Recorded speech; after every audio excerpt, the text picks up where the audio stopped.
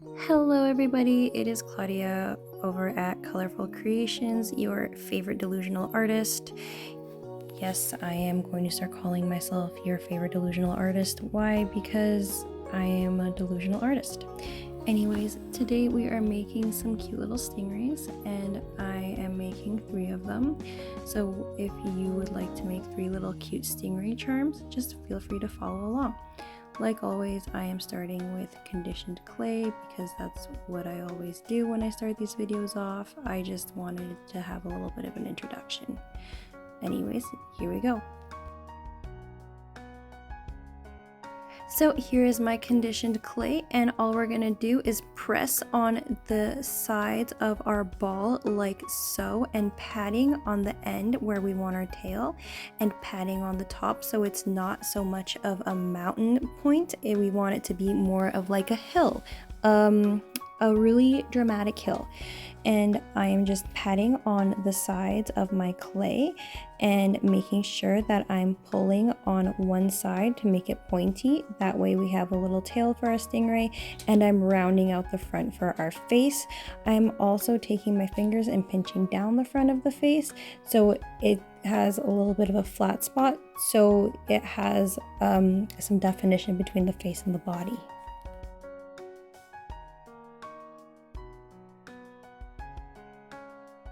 So stingrays are actually one of the easiest things I find to make. As you can see, we already have our base down, and we're going to be doing this again 2 more times. So again, I am just squishing it on the sides, and I am pinching it on the opposite end for my tail, or where I want my tail to be, and then I'm smoothing out each end, and I'm kind of like pulling the clay to make it go over on one side on each side. I don't even know if that made any sense, but we're leaving it.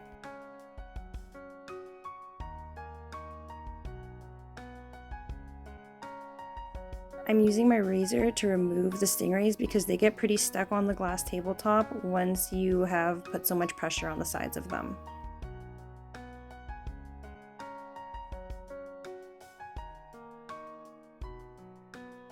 And again, I'm just squishing on the sides of the ball of clay, and I'm pulling on each end with my 2 hands. I am flattening out the front of it so he has some definition between his face and his body.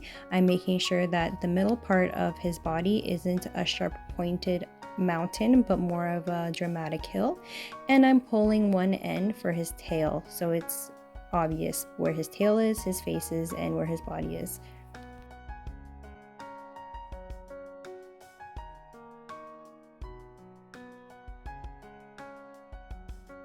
Now we're going to take one of our tools here and we are going to put it underneath our stingray, and what this does is kind of add a little bit of that fold like what the stingrays have, to give them that flowy, nice, smooth water look like they're swimming. I don't know where I'm going with this anymore, but you get where I'm going with it. Look at that. That looks like a stingray. That looks like an awesome stingray. Let's do it again. Okay, don't do it too hard or else you're gonna rip it and then you're gonna have to spend some time fixing it. So don't do it too hard.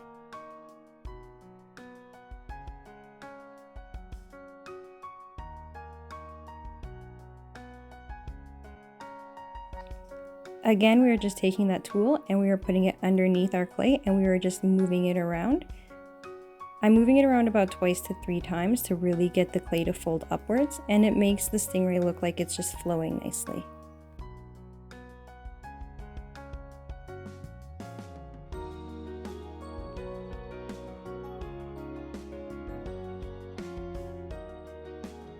So don't overthink your stingrays. Honestly, they're super simple to make.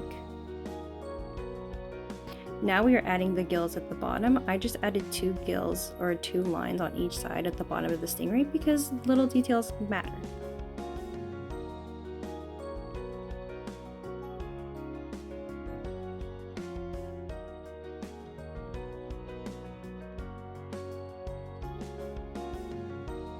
Now I'm going to take the end of my poker tool and I'm going to add in the eyes. and I'm just going to make sure that my eyes are fairly lined up, and all I'm doing is just dragging that daughter tool across the front of my stingray as I do each eye.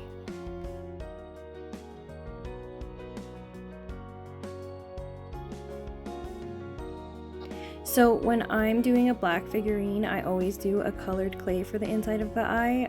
For my sea creatures, I like to do a nice cobalt blue. So we're doing a cobalt blue for the insides of these stingray's eyes. And I'm just rolling out my desired amount of eyes here and this, around the shape that I'm looking for. And they don't have to be twins, but sisters are pretty cool. And you're gonna see here that I make some eyes that are too big and I have to go back and make them smaller. So it's okay to make some mistakes.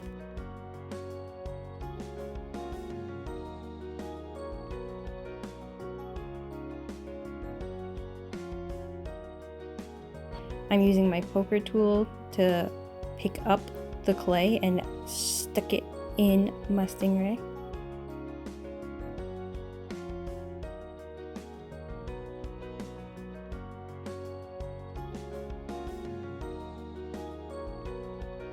So this is a little bit of a longer video, but stingrays are so easy. I figured that we could just get these guys over and done with in one shot. So we're doing it. And if you've made it this far, thank you. I appreciate you for sticking around. I'm now grabbing a daughter tool to smooth out the insides of my stingray's eyeballs with the blue.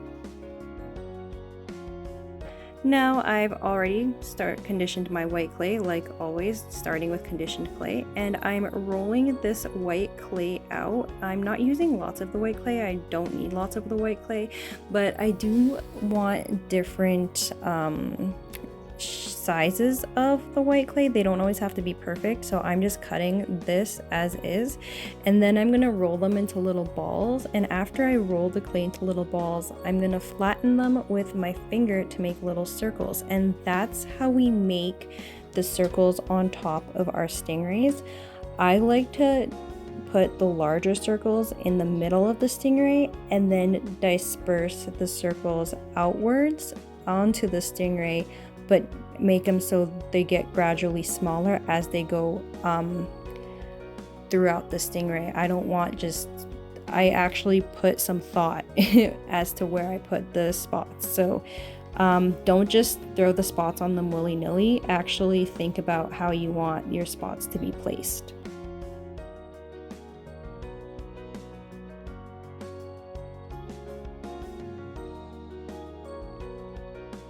So here I am taking my finger and pressing them down to get a nice little circle.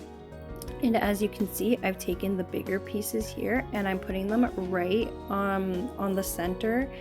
Well, not directly on the center, but in the middle-ish of the stingray. And then I accidentally forgot to record it, but luckily we got 2 more to do. So as you can see on that left stingray there that I have already done, I have the bigger spots kind of in the middle of the stingray, and then I have smaller spots going towards the outside of the stingray. So that's the look we're going for. So that's what we're going to keep on doing.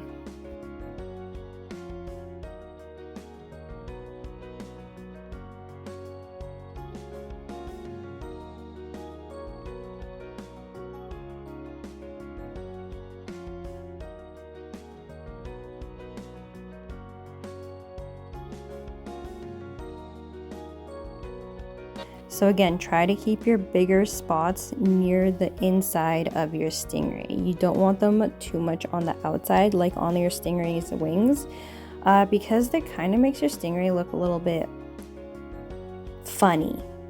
I've done it, I know, so don't do it.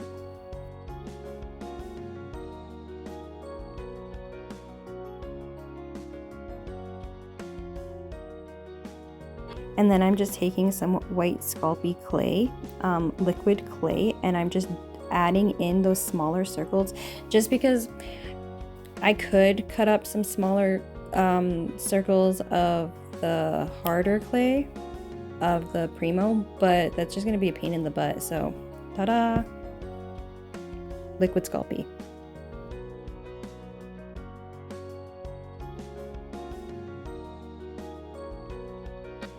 And again, we're doing the same process to the third stingray. I decided not to skip past this just so you guys could really watch and keep up and not keep up. I bet you guys are keeping up fine. You're doing fine. I'm just babbling because I don't know what I'm trying to say.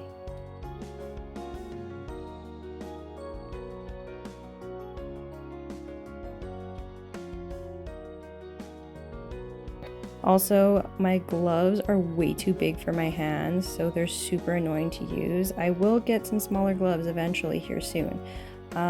Just right now, I'm working with what I got.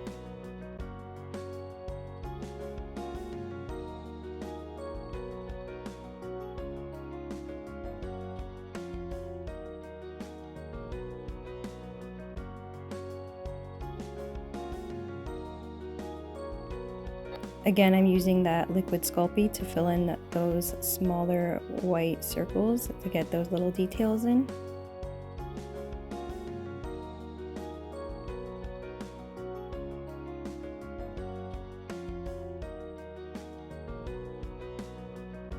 Once I have completed this process, I'm going to move over to grabbing some acrylic paints, and I'm going to add my favorite little details, which is that glimmer and sparkle in their oversized cute eyes and those cute little bright cheeky cheeks that I like to add to everything. And no, I'm not going to stop because I like it.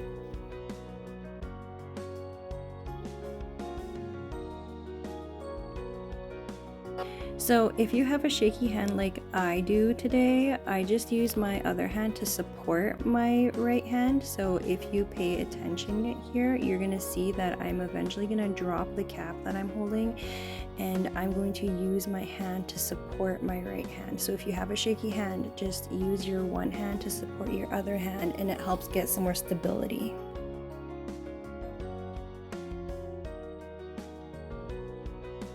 Here I am with my daughter tool, adding those cute little cheeky cheeks.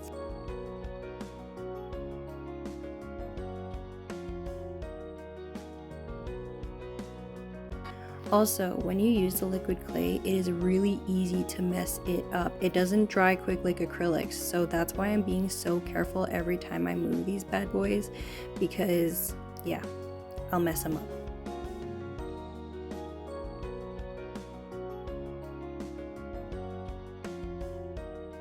So now that we got our stingrays done, yay, you can stop here, or if you want to turn them into charms, you can keep on watching.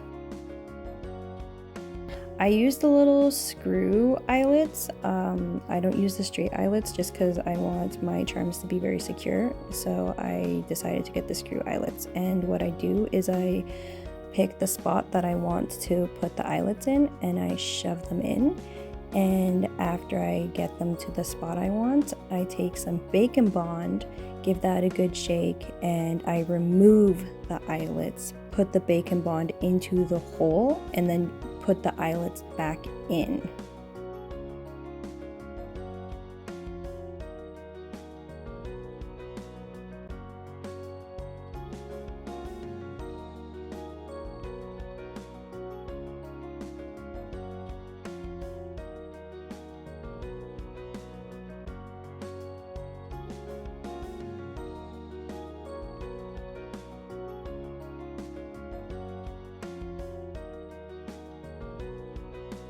Anyways, I hope you guys enjoyed this video, and I hope to see you in many more videos to come. Let me know what else you want to sculpt, and let's give it a go.